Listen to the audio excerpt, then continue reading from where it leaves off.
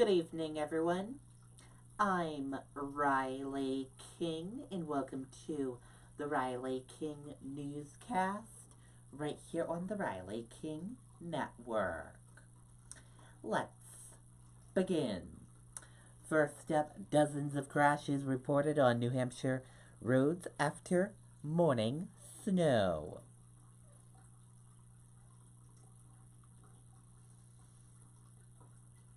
Let's take a listen to the video from WMUR News 9, Ray Brewer.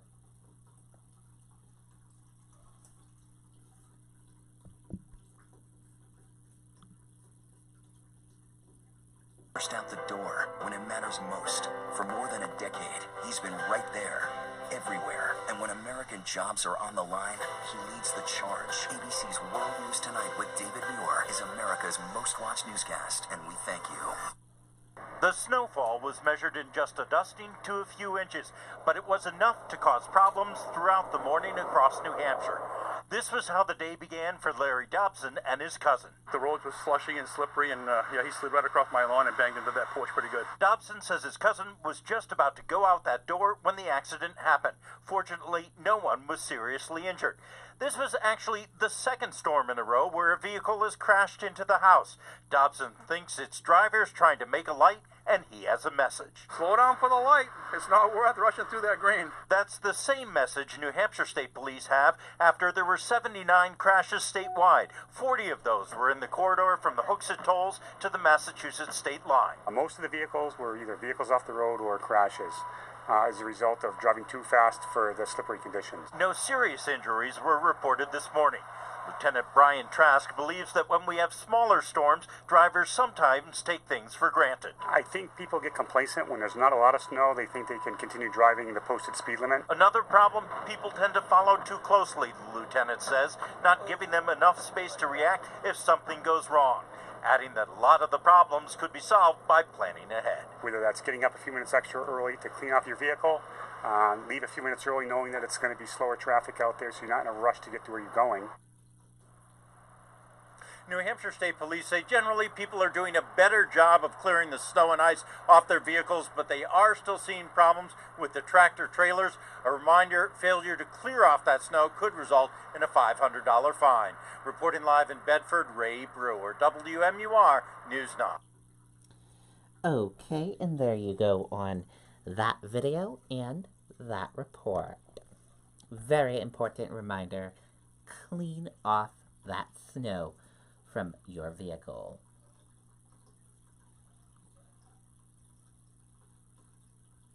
Plow truck pushes snow, ice off overpass in Newington, striking AMR van.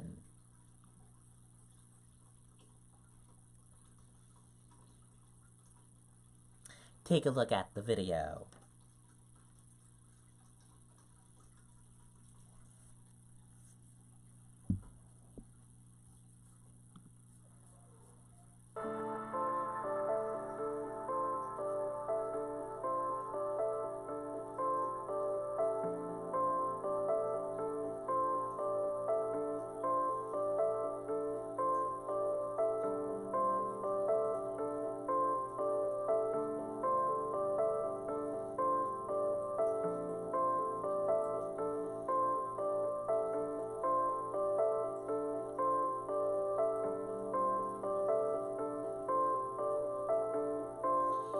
As you saw in that video, that snow and ice fell right onto the windshield of that van and cracked that windshield.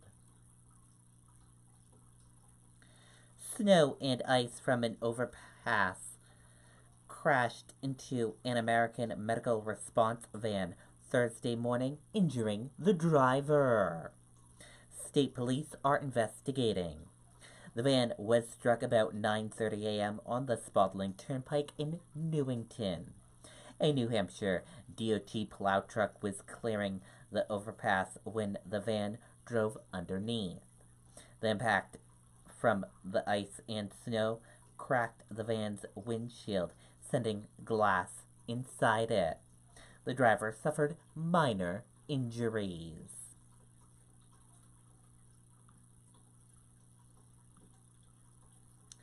flu-related death toll up to 7 in New Hampshire this season.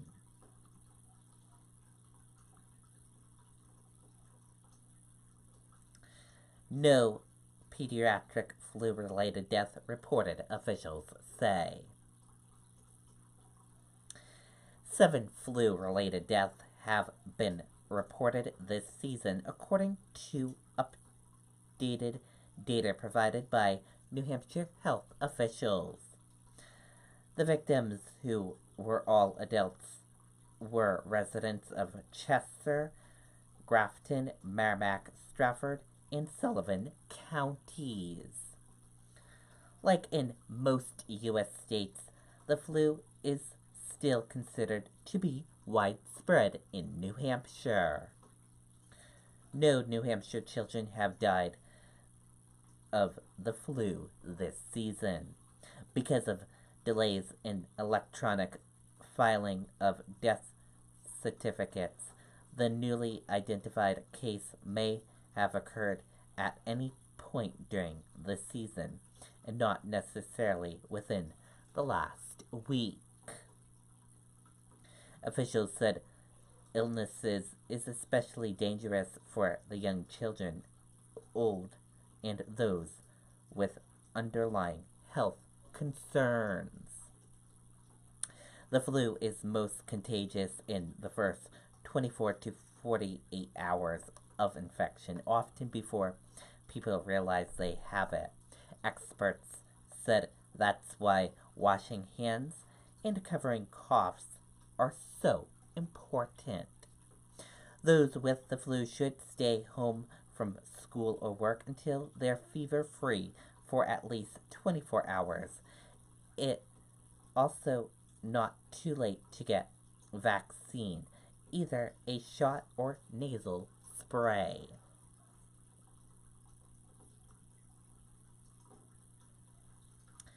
Longtime Boston Red Sox journalist dies at spring training.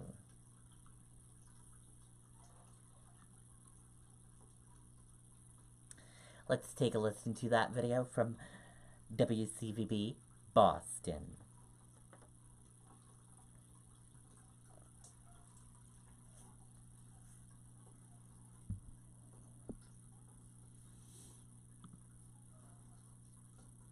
If you're seeing this ad, that means you can get home heating oil for the lowest price available in your area. From Rhymes Propane and Oil. Reliable service and the lowest oil prices guaranteed. Rhymes, serving your energy needs for over 40 years. Learn more at rhymes.com. All right, Ed, this is very sad news to report, and all of us that work in the world of sports and in the media are very sad right now that Nick Carfato, our good friend and columnist for the Boston Globe, passed away this afternoon at the Red Sox training camp down in Fort Myers, Florida. According to an eyewitness that I spoke to, Nick was over there on his off day, and he was walking just down a path, and he just collapsed, hit his head on the sidewalk, was loaded onto an ambulance and was still talking, saying, I'm very hot, I'm very hot. He was taken to the hospital where he died, and the cause of death is an embolism. Nick Carfato joined the Globe in 1989. He did write for the Quincy Patriot Ledger. He's in the Whitman Hanson High School Hall of Fame. One of the most respected columnists in any city. Nick Carfato dies this afternoon at the age of 62 in Fort Myers. Okay, and there you go on that video and that report. And our thoughts and prayers go to his family and friends.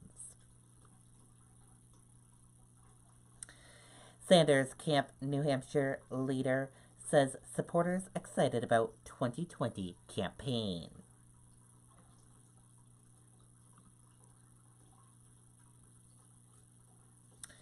Senator Bernie Sanders finds himself in a much different race for the Democratic presidential nomination than he did in the last cycle.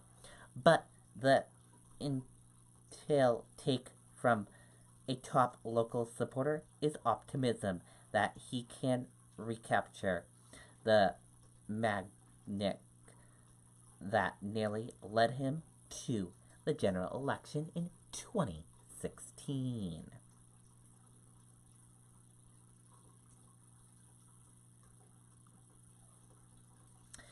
Teen who survived fiery crash released from hospital.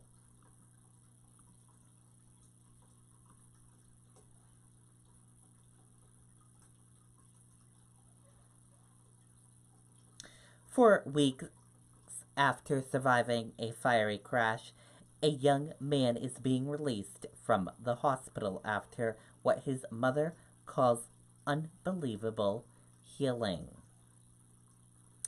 Police said 18-year-old Salem LaChance was driving a Jeep toward Keene in January when he crossed over the center line into the path of a tractor trailer. The force of the impact broke open the tractor trailer's fuel tank, causing an explosion and fire, police said.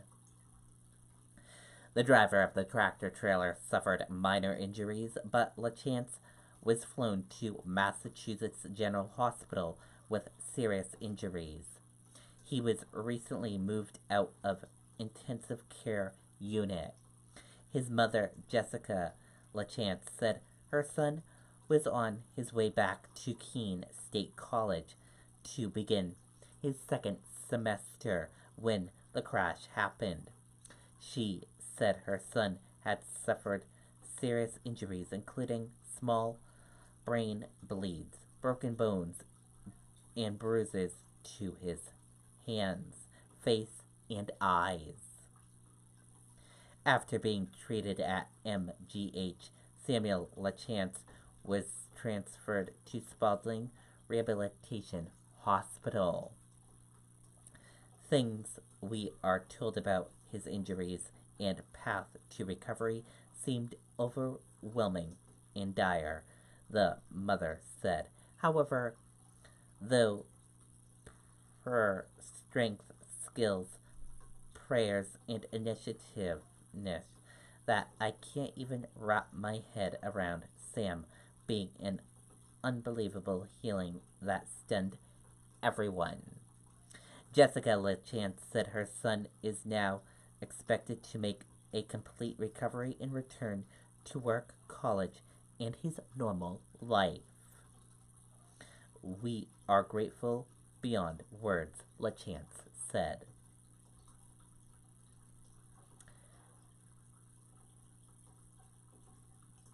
And now let's take a look at your U.S. stock market and see how U.S. stock market closed for this Thursday evening.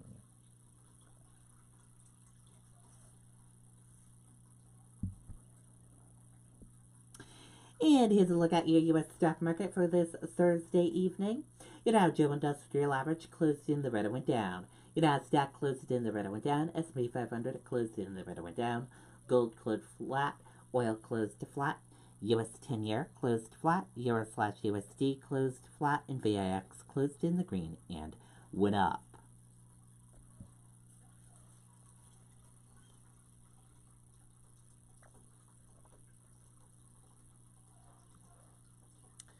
Dow falls 103 points. Nasdaq snaps 8-day winning streak on weak economy.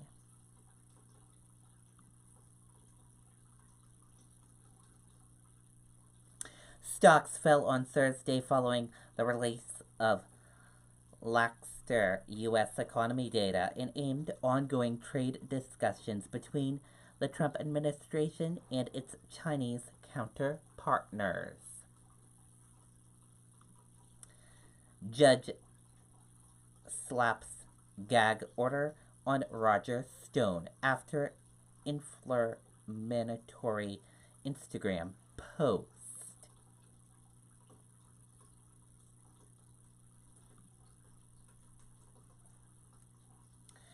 A federal judge on Thursday slapped a full gag order on Roger Stone just days after longtime political operative and advisor to President Donald Trump posted an inflammatory image on Instagram that appeared to target her.